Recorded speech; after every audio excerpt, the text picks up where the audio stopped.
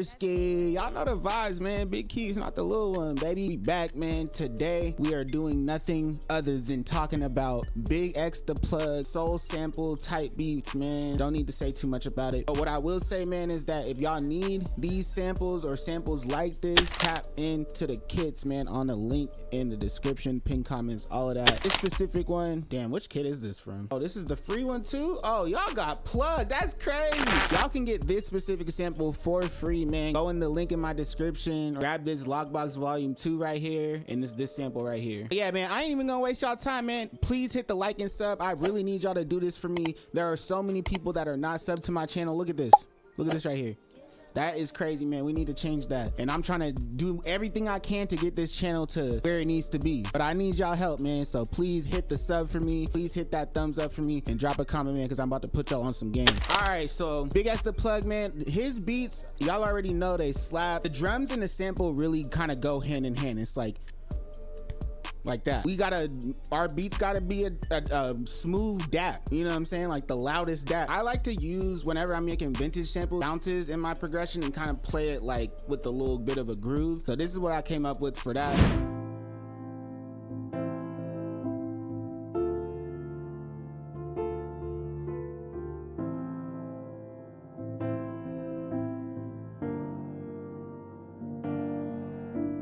Y'all know I'm not like a super music theorist, but I will tell you this though. If you take all these bass notes and pitch them up, all this is a minor chord. So start with minor chord, drop these down into your bass notes, and then I kind of just let it repeat, because that repetition kind of gives that groove, like I was saying. To start, that's what we got, just going up from, that's that 5-step. And I have these filler notes, kind of just walking it back down into our first chord right here, going down a step. And these filler notes, even though they're just little tiny pieces, they do help a lot. So just make sure you kind of find those in your rhythm wherever you can. Now for this piano, I use Keyscape Wing Upright in the Dark Indie preset. This is like a really good go-to if you need that vintage feel. I didn't really do too much on the processing side. I really just had Effect Rack on here and the Ambient Echoes preset. If y'all see me make these samples, I use this preset all the time as far as reverb goes for my keys, but I didn't even add no EQ, nothing. I just left it as is. Sometimes I like to do that just because I feel like it doesn't need all the extras. It's just like, let's just edit the sample when it's done, you know what I mean? That's our pattern to start. Next thing I did, going to augmented strings, ensemble, sustain, tremolo. And I copied the same chords from the piano to the strings.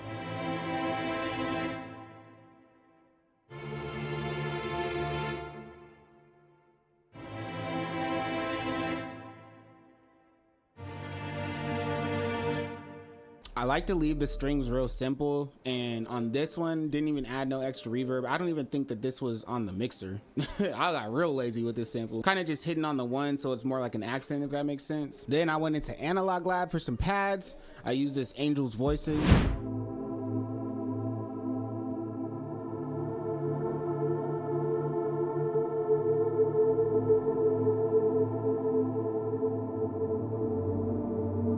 Next thing I did was go back into Omnisphere for some high like key plucks. I used the same exact preset as before, but on this one I didn't do the full chord. I just did the 2 notes, so dyad, power chord, whatever you want to call it, and just followed that same progression.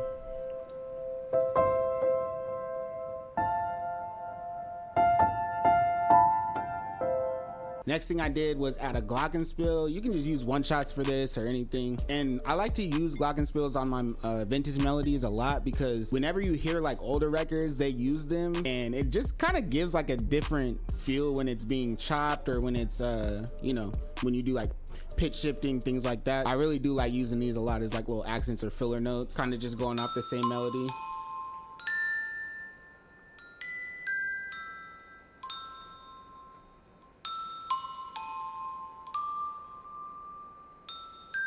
Next thing I have is the vibraphone accents, which is kind of a similar sound to the glockenspiel. It's following those same chords, but it's at a different point in the sample, so it gives like a different kind of bounce to it.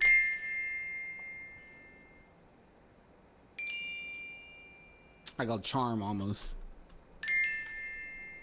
Now the next thing I added was vocals, man, and this is probably the most important part of this sample specifically, just because of how crazy they sound. Voices of Soul, y'all already know. If y'all don't know, just do your Googles, man. Thank me later, and thank Infinite too.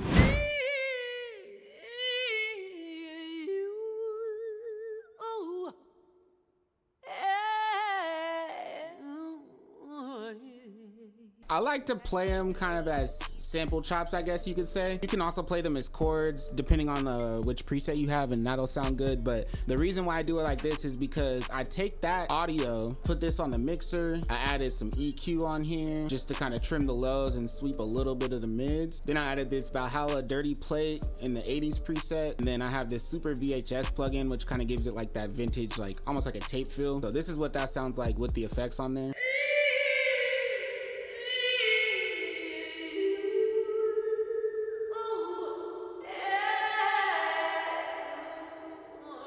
I chopped that. I added some more choir on top. I only just had the EQ and the reverb on there. Actually, both of these are going into this one EQ, which is just chopping everything down to almost like a tight high pass filter.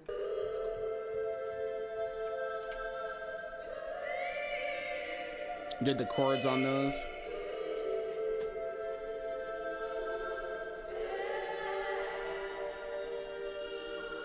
Last thing we did for real was just add a bass. I'm not even gonna really get into the bass because y'all can follow a bass line, but I took the bass from the chords, put it into the Rickenbacker, you know what I'm saying? Put it into the Scarby, and then I got this bass line right here with the drums. I took a drum sample from Splice and just looped it.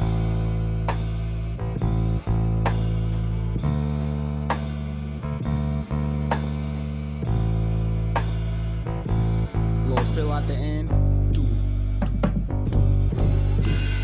Whenever you're thinking about making samples, I hear a lot of people say, oh, think about the instruments that they use, like the strings, the drum, you know, the keys, whatever, right? The vocals. That is true. All of that is true. Another thing that you should think about in regards to that, or in correlation with that, the instrumentalist, not just the instrument. Think about the person who's playing it. The bassist is gonna play that doom, da doom, doom, like a real kind of like groove going with the drums. You know what I'm saying? It's not just doom, doom. You know what I'm saying? When have you ever seen a bassist just be on stage like standing still like that? The drums though was my point, is like with the fill, put some fills in the end, because when drummers were playing in the 70s, they're not just playing the whole same loop the same exact time, like they're playing little things in between, you know what I mean? So same thing with the keys, same thing with the vocals. Anything that you do, go listen to the old records, and don't just listen to the instruments they use, but just listen to how people played them. And like, you know, a saxophone isn't played the same as a flute. I think I'm forgetting just a couple little accents like these. And this right here, you know what I mean? A little reverse string on the end. I just do little stuff like that as like texture, risers, etc. But even without those, this sample specifically still goes because there's just so much going on. Now I'm gonna show y'all how we got into flipping this because the beat came out crazy. I then took that sample, I pitched it up about 600 cents, and I sped it up. Got this right here. Right? It sounds like a record now, for real. And I sped it up from like 66 to 163. So all we need to do is add some crazy drums, bro. I'm gonna show y'all exactly how to get that bounce that we need for us. I slowed it down to like 121 to kind of get that, like the real bounce is between like 121 to 131. I guess it kind of just depends on the song. Slower beats with a faster flow always sound good, in my opinion. I use this 808 from Infinite's kit. I think it's his essential kit. I like to use like a more punchy 808 for these type of beats though. And for this one, I just followed the bass line that we had going.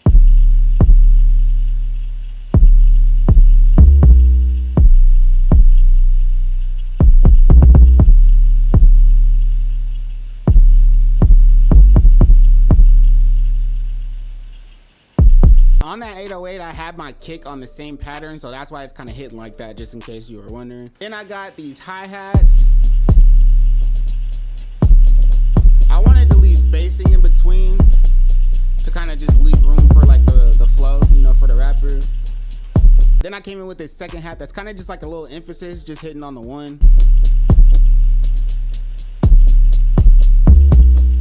I kept the hats extremely simple, and one thing I've been realizing, at least for me, is that I kind of been overdoing my hats, at least for the type of beats that get placed anyways. Unless you're making like future type beats or something like that, like y'all could really just chill on the hats for real, man. People don't like hi-hats, I don't know why. Next thing, we got our snare. I had pulled this from a Max Shooter kit, but these snares are very common. Like, they're just basic trap snares. I layered mine together and came in with this open hat that hits on the one like that. And one thing I like to do on these too is add in these little fillers on the open hats, kind of dropping down the velocities and stuff. And then last things I added was just a few perks. I really on the drums try to keep as much space open as I can, because if y'all listen to Big X beats, they're extremely simple, bro. They're very simple. The drums are always simple, they're open, and it just gives space for him to do his thing. Because if you have the drums going crazy and the rapper going crazy, it's like, what are we actually listening to? I'm gonna play this all together just with the little perks, but I think we did something with this, man. Y'all let me know. Oh, one last thing I wanted to say I did like on this is adding this little DJ scratch on the, you know, on the little drop before we're going into the next bar. Come on, bro. Like, even just without the sample, like, that is cutting out all the drums right there. Adding little drops like that, and I only did it like every first bar or whatever, so didn't want to make it too repetitive, but definitely something that stands out and kind of gives that that extra bounce. Yeah.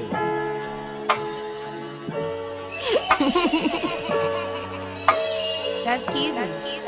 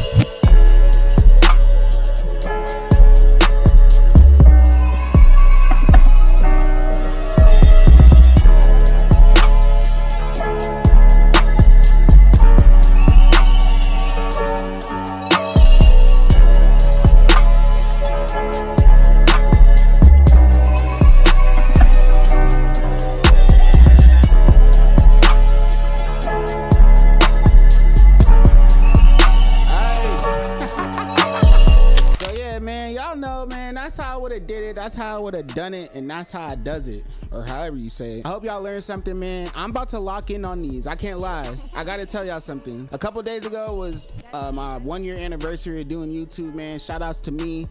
Shout outs to y'all for being here this long. For real, I appreciate y'all.